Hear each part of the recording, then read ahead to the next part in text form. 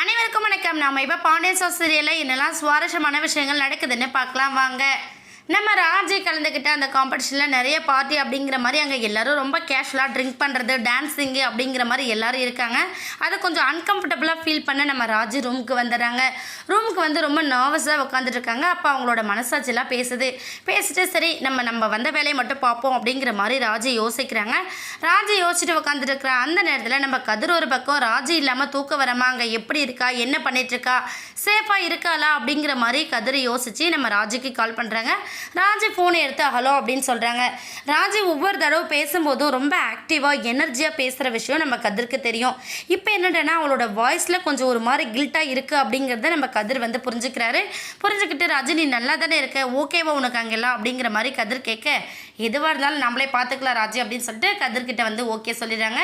உடனே அடுத்து என்ன ஆக போகுதுன்னு சொல்லிட்டு பார்த்தீங்கன்னா நம்ம டான்ஸ் காம்படிஷனில் வந்து ஒவ்வொருத்தரையும் செப்பரேட்டாக கூப்பிட்டு தான் ஒரு ரூம்குள்ளே டான்ஸ் ஆட வைக்கிறாங்க. இதில் நம்ம ராஜோட டானிங் வந்தது என்ன ஆகுதுன்னு சொல்லிட்டு பார்த்தீங்கன்னா ராஜியை டான்ஸ் ஆட சொல்கிறாங்க.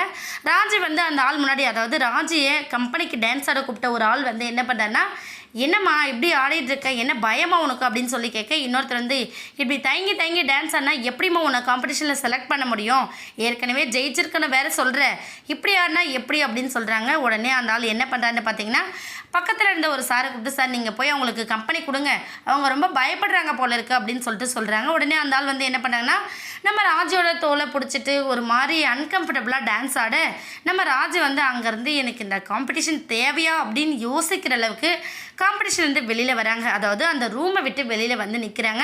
ரொம்ப ஃபீல் பண்ணுறாங்க நம்ம ராஜி, நம்ம குடும்பம் எல்லாத்தையுமே எதிர்த்து நம்ம இங்கே வந்தோம், இங்கே நடனா ஒரு மாதிரி எல்லாருமே டிஃப்ரெண்ட்டாக இருக்காங்களே அப்படின்னு சொல்லிட்டு ராஜி வந்து ஃபீல் பண்ணி நம்மளோட யாருமே இல்லை அப்படிங்கிற ஒரு வருத்தமும் நம்ம ராஜிக்குள்ளே இருக்குது. அந்த டைமில் நம்ம கதிர் வந்து எதிர்பாராமல் கால் பண்ணுறாரு. கதிரோட காலை பார்த்ததுமே ரொம்ப எமோஷ்னல் ஆக ஆரம்பிச்சுறாங்க நம்ம ராஜி. எமோஷ்னல் ஆகி கதிர்கிட்ட எல்லா உண்மையும் சொன்னாங்க அப்படின்னா ரொம்பவே சுவாரஸ்யமாக இருக்கும். வெயிட் பண்ணி பார்க்கலாம். இந்த வீடியோ உங்களுக்கு பிடிச்சிருந்தா மறக்காமல் நம்ம சேனலை சப்ஸ்கிரைப் பண்ணுங்கள். தேங்க்யூ.